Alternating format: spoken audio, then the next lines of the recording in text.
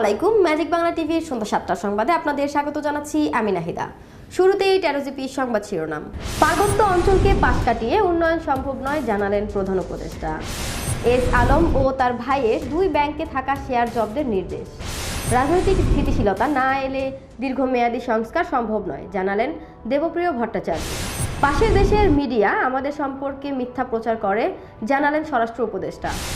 বাংলাদেশে শান্তি বাহিনী পাঠানোর প্রস্তাব মমতার এবং হাইব্রিডের জন্য 2 শর্ত পাকিস্তানের। আইসিসির দায়িত্বে জয় শাহ। এতক্ষণ শুনছিলেন সংবাদ শিরোনাম, এবার বিস্তারিত। Enjoy the power of speed with a pure racing machine. Taro Bangla, a symbol of elegance. পার্বত্য অঞ্চলকে পাশ কাটিয়ে বাংলাদেশের উন্নয়ন সম্ভব নয় বলে মন্তব্য করেছেন অন্তর্বর্তীকালীন সরকারের প্রধান উপদেষ্টা অধ্যাপক ডক্টর মোহাম্মদ ইউনূস। তিনি বলেছেন, দেশের মোট আয়তনের 1.1 এলাকায় পার্বত্য অঞ্চলের জনগোষ্ঠীর বসবাস। তাই পার্বত্য অঞ্চলকে পাশ কাটিয়ে বাংলাদেশের উন্নয়ন সম্ভব নয়। আজ সোমবার পার্বত্য চট্টগ্রাম চুক্তি দিবস উপলক্ষে দেওয়া এক বাণীতে তিনি একথা বলেন। ডক্টর ইউনূস বলেন, পার্বত্য জেলাগুলোর নৈসর্গিক সৌন্দর্য সংরক্ষণ ও পর্যটন শিল্পের প্রসারে স্থানীয় জনসাধারণকে সম্পৃক্ত করে নানামুখী সংস্কারের উদ্যোগ নেওয়া হয়েছে। এতে বেকারত্ব হ্রাস পাবে, অর্থনৈতিক উন্নয়ন ত্বরান্বিত হবে এবং জীবনযাত্রার উন্নতি ও সামাজিক বৈষম্য দূর হবে। প্রধান উপদেষ্টা আরও বলেন, পার্বত্য চট্টগ্রামের সকল অধিবাসীর জীবনে শান্তি, সম্প্রীতি, উন্নয়ন ও অগ্রগতির অভিযাত্রা অব্যাহত রাখতে সকলের সম্মিলিত প্রচেষ্টা আবশ্যক। 1997 সালের এই দিনে বাংলাদেশ সরকার এবং পার্বত্য চট্টগ্রাম জনসংহতি সমিতির মধ্যে চুক্তিটি স্বাক্ষরিত হয়েছিল। এটি একটি রাজনৈতিক চুক্তি ছিল যা শান্তি চুক্তি নামেও পরিচিত। প্রফেসর মোহাম্মদ ইউনূস বলেন, প্রতি বছরের মতো এবারও পার্বত্য চট্টগ্রাম চুক্তি দিবস 2024 পালিত হচ্ছে জেনে আমি আনন্দিত। এ উপলক্ষে আমি দেশের পার্বত্য চট্টগ্রাম অঞ্চলের সকল জনগোষ্ঠীকে আন্তরিক অভিনন্দন ও শুভেচ্ছা জানাই। তিনি বলেন, ছাত্র শ্রমিক জনতার গণঅভ্যুত্থানের মাধ্যমে গঠিত অন্তর্বর্তীকালীন সরকার সাম্প্রদায়িক সম্প্রীতির বন্ধন অটুট রেখে ঐক্যবদ্ধভাবে বৈষম্যমুক্ত নতুন বাংলাদেশ গড়ে তুলতে অঙ্গীকারবদ্ধ। পার্বত্য চট্টগ্রাম চুক্তি দিবস 2024-এর সার্বিক সাফল্য কামনা করেন। আলোচিত সমালোচিত ব্যবসায়ী সাইফুল আলম মাসুদ ও তার ভাই আব্দুস সামাদ লাবুর ফার্স্ট সিকিউরিটি ইসলামী ব্যাংক ও আল আরাফাহ ইসলামী ব্যাংকে থাকা সব শেয়ার জব্দের নির্দেশ দিয়েছেন আদালত। জনতা ব্যাংকের 1963 কোটি টাকা ঋণ খেলাপির করা মামলায় রবিবার বিকেলে অর্থ ঋণ আদালত চট্টগ্রামের বিচারক মুজাহিদুর রহমান শুনানি শেষে এ আদেশ দেন। এর আগে এদিন দুপুরে সাইফুল আলম, তার ভাই সহ 24 ব্যক্তি ও প্রতিষ্ঠানের বিরুদ্ধে 1963 কোটি টাকা ঋণ খেলাপির অভিযোগে মামলা করে ঢাকার প্রধান কার্যালয় ও নগরের আগ্রাবাদ সাধারণ বীমা ভবন শাখা কার্যালয়ের পক্ষে কর্মকর্তা সত্যজিৎ ঘোষ। এ নিয়ে অর্থ ঋণ আদালত চট্টগ্রামের বেঞ্চ সহকারী রেজাউল করিম গণমাধ্যমকে বলেন, ঋণ খেলাপির মামলায় আদালত এস আলমের ফার্স্ট সিকিউরিটি ইসলামী ব্যাংক ও তার ভাই আব্দুস সামাদ লাবুর আল আরাফাহ ইসলামী ব্যাংকে থাকা শেয়ার জব্দের আদেশ দিয়েছেন। এছাড়া প্রায় 2000 কোটি টাকার এই ঋণের এত বড় অনিয়ম কিভাবে হলো সেটি তদন্ত করার জন্য দুর্নীতি দমন কমিশনকে তদন্ত করার নির্দেশ দিয়েছেন।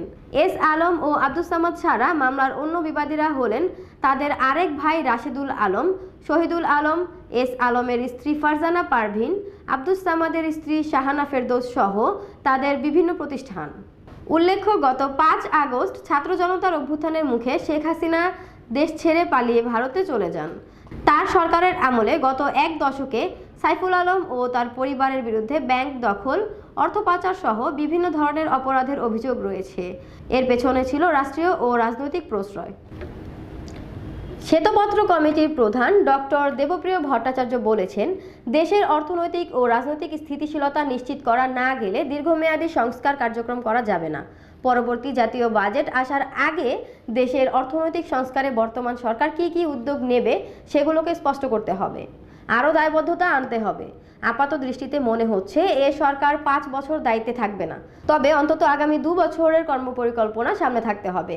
আজ সোমবার রাজধানীর শেরেবাংলা নগরের এনইসি সম্মেলন কক্ষে শ্বেতপত্র কমিটির সংবাদ সম্মেলনে এ তথ্য জানান। সংবাদ সম্মেলনে কমিটির সব সদস্য সংক্ষেপে তাদের প্রতিক্রিয়া জানান।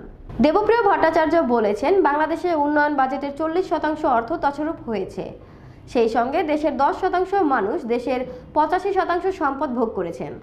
ডক্টর দেবপ্রিয় বলেন, চামচা পুঁজিবাদ থেকে চোরতন্ত্রে পরিণত হয়েছিল পুরো কাঠামো। এর উৎস 2018 এর নির্বাচন। পরবর্তী সময়ে যে ভোট হয়েছে সেখানে স্বচ্ছতার জায়গা নষ্ট করে দেওয়া হয়েছিল। স্থানীয় সরকারের জবাবদিহিতা নষ্ট করা হয়েছে। জাতিসংঘ এখনও মনে করছে বাংলাদেশের অর্থনীতি স্বল্পোন্নত দেশের তালিকা থেকে বেরিয়ে যাওয়ার জন্য যথেষ্ট। উন্নয়নশীল দেশ হওয়ার পথে কোনো বাধা নেই। সংবাদ সম্মেলনে ডক্টর এ কে এনামুল হক বলেন, দেশের উন্নয়ন প্রকল্পে মোট ব্যয়ের 40% ব্যয় তছরূপ বা লুটপাট করা হয়েছে। কমিটির সদস্য ডক্টর আবু ইউসুফ বলেন, রাজস্ব বোর্ড যে পরিমাণ টিন সার্টিফিকেট থাকার দাবি করে সে পরিমাণ রাজস্ব আহরণ হয় না। এমনকি কেউ মারা গেলে সেই সার্টিফিকেট বা নম্বর কি হবে সেটির কোনো কার্যকর প্রক্রিয়া নেই। রাজস্ব বোর্ড সেটা কমিটিকে দিতে পারেনি। কিভাবে বিভিন্ন ব্যক্তি, গোষ্ঠী বা খাতকে কর ছাড় দেওয়া হয়েছে তার কোনো সঠিক কাঠামো নেই। কমিটির সদস্য ডক্টর তাসনিম সিদ্দিকী বলেন, অভিবাসনের জন্য মানুষের কাছ থেকে অতিরিক্ত টাকা নেওয়া হয়েছে। অভিবাসনের মাধ্যমেও অর্থ পাচার হয়েছে। কমিটির আরেক সদস্য ডক্টর সেলিম রায়হান বলেন, যেসব খাতে সংস্কার দরকার সেখানে শক্তিশালী উদ্যোগ নিতে হবে। সদস্য ডক্টর ইমরান মতিন বলেন, 10% মানুষের কাছে 85 ভাগ সম্পদ। এর আগে শ্বেতপত্র প্রণয়ন কমিটি 3 মাসের অনুসন্ধান শেষে তাদের চূড়ান্ত প্রতিবেদন প্রধান উপদেষ্টা ডক্টর মোহাম্মদ ইউনূসের কাছে হস্তান্তর করে। এর আগে দেশের অর্থনীতির সার্বিক পরিস্থিতি খতিয়ে দেখতে অন্তর্বর্তী সরকার শ্বেতপত্র প্রণয়ন কমিটি গঠন করে।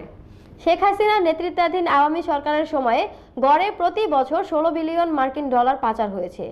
শ্বেতপত্র প্রণয়ন কমিটির প্রতিবেদনে প্রতিটি খাতে লুটপাট ও দুর্নীতি চিত্র উঠে এসেছে। পার্শ্ববর্তী দেশের গণমাধ্যম বাংলাদেশ নিয়ে অনেক মিথ্যা খবর প্রচার করে বলে মন্তব্য করেছেন স্বরাষ্ট্র উপদেষ্টা লেফটেন্যান্ট জেনারেল জাহাঙ্গীর আলম চৌধুরী। রংপুরে এক সফরে গিয়ে সংখ্যালঘু ও ইসকন ইস্যু নিয়ে সাংবাদিকদের প্রশ্নের জবাবে এই মন্তব্য করেন তিনি। আজ সোমবার সকালে রংপুরে এক সফরে সংখ্যালঘু ও ইসকন ইস্যু নিয়ে সাংবাদিকদের প্রশ্নের জবাব দেওয়ার সময় তিনি এই মন্তব্য করেন। স্বরাষ্ট্র উপদেষ্টা বলেন, এখানে কোনো অস্থিতিশীল পরিস্থিতি তৈরি হয়নি। পার্শ্ববর্তী দেশের মিডিয়া আমাদের সম্পর্কে অনেক মিথ্যা প্রচার করে। বাংলাদেশের গণমাধ্যম সত্য খবর প্রচারের মাধ্যমে তাদের মিথ্যা প্রচারকে বন্ধ করতে হবে। জুলাই আগস্টের আন্দোলন ঘিরে হওয়া ঢালাও মামলার বিষয়ে স্বরাষ্ট্র উপদেষ্টা বলেন, আন্দোলন ঘিরে যারা মিথ্যা মামলা দিচ্ছে আমরা তাদেরও আইনের আওতায় আনব। মিথ্যা মামলা যেন কাউকে শাস্তি পেতে না হয় তা নিশ্চিত করতে আমরা একটি কমিটিও তৈরি করেছি। দর্শক, এ পর্যায়ে নিয়ে নিচ্ছি ছোট্ট একটি টেলিভিশন বিজ্ঞাপন বিরতি। ফিরছি কিছুক্ষণ পর, সঙ্গেই থাকুন। We believe in speed. We believe in power. We are built to race. Let's start the joy of riding.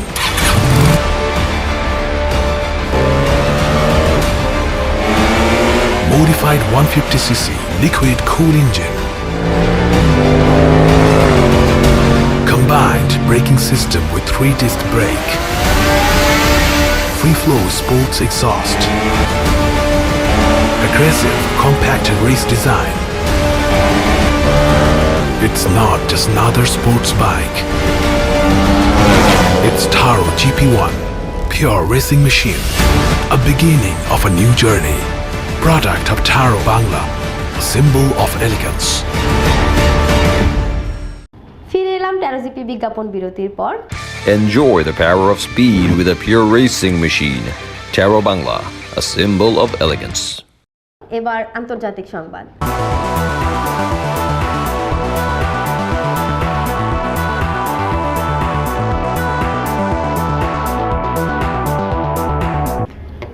বাংলাদেশে শান্তি বাহিনী পাঠানোর প্রস্তাব দিয়েছেন ভারতের পশ্চিমবঙ্গের মুখ্যমন্ত্রী মমতা বন্দ্যোপাধ্যায়। আজ দুপুরে পশ্চিমবঙ্গ বিধানসভার শীতকালীন অধিবেশনে যোগ দিয়ে তিনি এ আহ্বান জানান। বাংলাদেশের সাম্প্রতিক পরিস্থিতি নিয়ে মমতা উদ্বেগ প্রকাশ করেন। তিনি এ সময় পরিস্থিতি মোকাবেলায় জাতিসংঘের শান্তি সেনা পাঠানোর প্রস্তাব করেন। এজন্য ভারত সরকারকে জাতিসংঘের সঙ্গে কথা বলার আর্জি জানান। মমতা বলেন, জাতিসংঘের কাছে বাংলাদেশে শান্তি সেনা পাঠানোর প্রস্তাব জানাচ্ছি। সরকার ও দলের অবস্থান স্পষ্ট করে তিনি বলেন, বাংলাদেশ নিয়ে ভারত সরকারের অবস্থানের সঙ্গে আমরা একমত পোষণ করি। এদিকে ভারতের সংবাদ মাধ্যম আনন্দবাজারের প্রতিবেদনে বলা হয়েছে, ভারতের সঙ্গে সম্পর্ক এগিয়ে নিতে চাইছেন অন্তর্বর্তী সরকারের প্রধান উপদেষ্টা ডক্টর মোহাম্মদ ইউনূস। আজ সোমবার আনন্দবাজারের এক প্রতিবেদনে বলা হয়েছে, প্রধান উপদেষ্টার প্রেস সচিব শফিকুল আলম ফোন কলে পত্রিকাটিকে জানান, ভারতের সঙ্গে উত্তেজনা বেড়েই চলেছে। আমরা এই উত্তেজনা প্রশমিত করতে চাই। অনলাইনে কৃত্রিমভাবে এই উত্তেজনা ছড়ানো হচ্ছে। তিনি বলেন, আমি ভারতীয় সাংবাদিকদের বাংলাদেশে এসে পরিস্থিতি দেখার আমন্ত্রণ জানাচ্ছি। বিচ্ছিন্ন কিছু ঘটনা ঘটেছে, আমরা তার বিরুদ্ধে ব্যবস্থা নিয়েছি। চট্টগ্রামেও পুলিশি নিরাপত্তা বাড়ানো হয়েছে। প্রেস সচিব বলেন, ইসকনের সব ধর্মীয় নেতাদের সঙ্গে আলোচনা করা হয়েছে। তাদের নিষিদ্ধ করার বিষয়ে কোনো প্রশ্ন কখনো ওঠেনি। ভারতের কাছে ভুল ব্যাখ্যা দেওয়া হয়েছে। কোনো ধর্মীয় সংগঠনকে নিষিদ্ধ করা আমাদের লক্ষ্য নয়। এদিকে বর্তমান উত্তপ্ত পরিস্থিতি আনন্দবাজারের সঙ্গে কথা বলেছেন বিএনপির ভাইস চেয়ারম্যান আব্দুল আউয়াল মিন্টু। তিনি পত্রিকাটিকে বলেন, বিভিন্ন সামাজিক যোগাযোগ মাধ্যমে পরিস্থিতির যেভাবে ব্যাখ্যা করা হচ্ছে তাতে মনে হচ্ছে বাংলাদেশে পুরোদস্তু সাম্প্রদায়িক সহিংসতা চলছে, কিন্তু বাস্তব পরিস্থিতির সঙ্গে এর কোনো মিল নেই, সেটা মেলে না। তিনি আরও বলেন, আমি সম্প্রতি নোয়াখালী ঘুরে এসেছি। ঢাকাতেও আমার সর্বত্রই যাতায়াত রয়েছে। কোথাও হিন্দুদের সঙ্গে মুসলমানদের কোনো তর্কাতর্কি বা উত্তেজনা দেখা যায়নি। দর্শক, এবার খেলার খবর।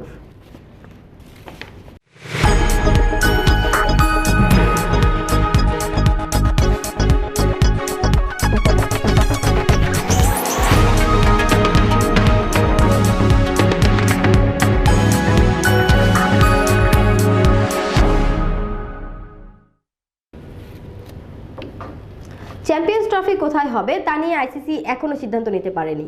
তবে চাপের কাছে নমনীয় হওয়ার ইঙ্গিত দিয়েছে পাকিস্তান। হাইব্রিড মডেল মেনে নেওয়ার জন্য তারা মাত্র 2টি শর্ত দিয়েছে, যার একটি হলো আইসিসির রাজস্ব আয় থেকে পিসিবির জন্য বরাদ্দ বাড়াতে হবে। অন্যটি 2031 সাল পর্যন্ত ভারত যতগুলো বৈশ্বিক টুর্নামেন্ট আয়োজনের সত্ত্ব পেয়েছে সেগুলোও হাইব্রিড মডেলে হতে হবে। এর মাধ্যমে কার্যত ভারতের দাবি মেনে নিচ্ছে পাকিস্তান। চ্যাম্পিয়ন্স ট্রফিতে অংশ নেওয়ার ব্যাপারে ভারত স্পষ্ট জানিয়ে দিয়েছিল পাকিস্তানে গিয়ে তারা খেলবে না। এরপর পিসিবির চেয়ারম্যান নকভি বলেন, আমরা তাড়াহুড়া করে কিছু করতে চাচ্ছি না, আমাদের চিন্তাভাবনা জানিয়েছি। ভারতও নিজেদের মত জানিয়েছে। আমাদের লক্ষ্য ক্রিকেটের জয়। আলোচনার জন্য আমাদের দরজা খোলা। হাইব্রিড মডেলে প্রতিযোগিতা হবে না অন্য কোনো পদ্ধতিতে হবে তা জানি না, তবে আমরা একটাই কথা বলতে চাই, যে সিদ্ধান্ত নেওয়া হবে তা যেন সব দেশের কথা মাথায় রেখে নেওয়া হয়। 1 ডিসেম্বর আইসিসির চেয়ারম্যান হিসেবে দায়িত্ব নিয়েছেন জয় শাহ। দ্রুতই সমস্যা সমাধান করার ইঙ্গিত দিয়েছিলেন তিনি। আইসিসির দায়িত্ব নেওয়ার পর তিনি বলেন, আইসিসির চেয়ারম্যানের দায়িত্ব পেয়ে আমি সম্মানিত। আইসিসির পরিচালক এবং সদস্য বোর্ডগুলোর সমর্থন ও বিশ্বাসের জন্য আমি কৃতজ্ঞ। ক্রিকেটের জন্য এটা খুব গুরুত্বপূর্ণ সময়। আমরা এখন 2028 লস অ্যাঞ্জেলস অলিম্পিক গেমসের জন্য প্রস্তুতি নিচ্ছি। বিশ্বে ক্রিকেটের জনপ্রিয়তা বৃদ্ধির জন্য কাজ করছি। আমরা চেষ্টা করা হচ্ছে খেলাটাকে আরও আকর্ষণীয় করার। 3 ধরনের ক্রিকেটকেই এগিয়ে নিয়ে যেতে হবে। নারী ক্রিকেটেরও বিশ্বব্যাপী প্রসারের চেষ্টা করা হচ্ছে। আমাদের সব সুযোগ কাজে লাগাতে হবে। আইসিসির সব কমিটি এবং সদস্যদের সঙ্গে ঘনিষ্ঠভাবে কাজ করতে চাই। শেষ করার আগে শিরোনামগুলো আরও একবার। পার্বত্য অঞ্চলকে পাশ কাটিয়ে উন্নয়ন সম্ভব নয় জানালেন প্রধান উপদেষ্টা। এস আলম ও তার ভাইয়ের 2 ব্যাংকে থাকা শেয়ার জব্দের নির্দেশ। রাজনৈতিক স্থিতিশীলতা না এলে দীর্ঘমেয়াদী সংস্কার সম্ভব নয় জানালেন দেবপ্রিয় ভট্টাচার্য। পাশের দেশের মিডিয়া আমাদের সম্পর্কে মিথ্যা প্রচার করে জানালেন স্বরাষ্ট্র উপদেষ্টা। বাংলাদেশে শান্তি বাহিনী পাঠানোর প্রস্তাব মমতার এবং হাইব্রিডের জন্য 2 শর্ত পাকিস্তানে। আইসিসির দায়িত্বে জয় শাহ। এই ছিল আজকের সংবাদ। পরবর্তী সংবাদ দেখার আমন্ত্রণ জানিয়ে শেষ করছি এখনকার সংবাদ। ভালো থাকুন, সুস্থ থাকুন, ম্যাজিক বাংলা টিভির সাথেই থাকুন। ধন্যবাদ।